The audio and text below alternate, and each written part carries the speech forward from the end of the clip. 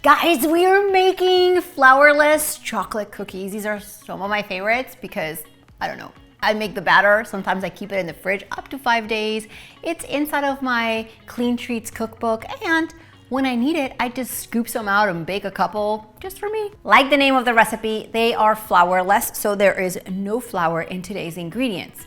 But somehow to get there, they do hold up and make awesome cookies. So I am using almond butter for the recipe, which I'm going to put in this large bowl.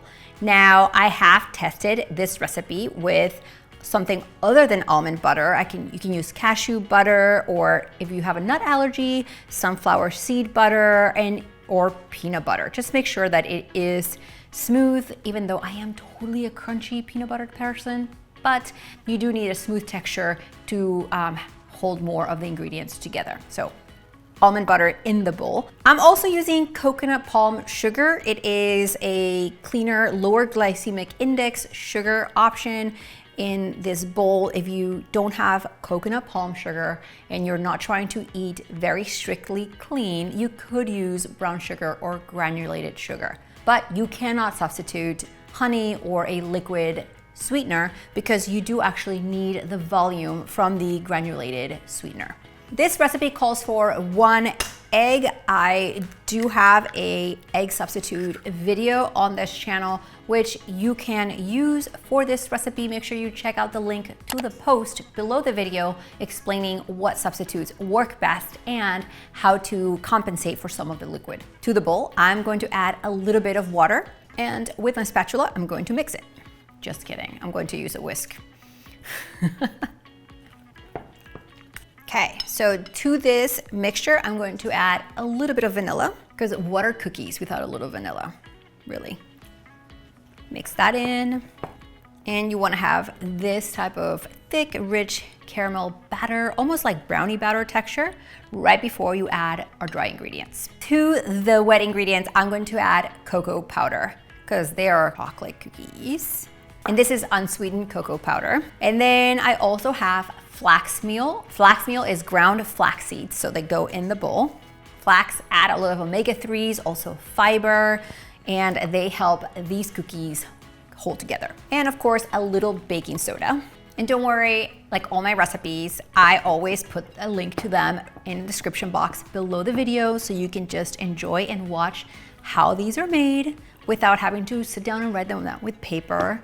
So we want to mix all of these up like this. So you want to make sure you scrape all the sides of your bowl to incorporate all the dry ingredients with your batter.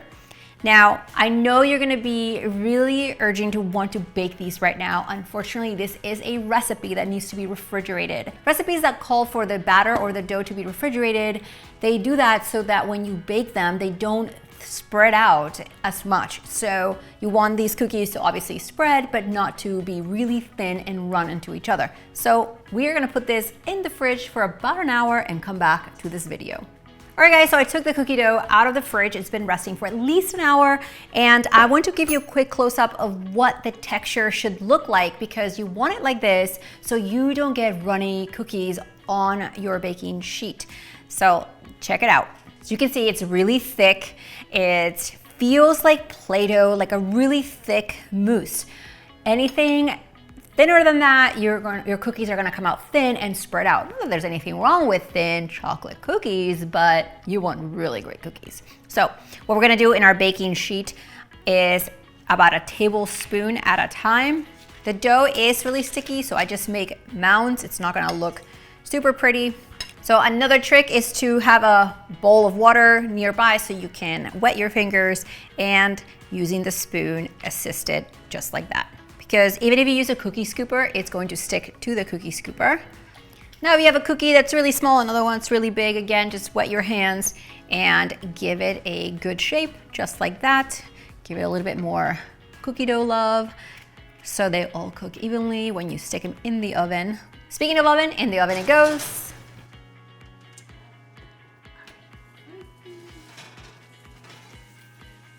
These smell amazing. The hardest part is waiting for 3 to 5 minutes until they cool down. Now they are super good, warm and delicious, or you can transfer them to a cooling rack. You wanna speed up the process. Ooh, yes. When these flourless chocolate cookies come out of the oven, they're gonna look really soft, but as they cool down, they're gonna hold their shape. And guys, I've got to tell you, they're impressive. Check them out. They're perfectly cooked inside. So good. They have that brownie taste that we love, but in a cookie. Make sure you check the link below this video. Who am I kidding? I want to keep eating this cookie, so just check the link below the video for the blog post, for the Clean Treats cookbook, and hit that red subscribe button. You and I get to make awesome treats and cook together a few times a week.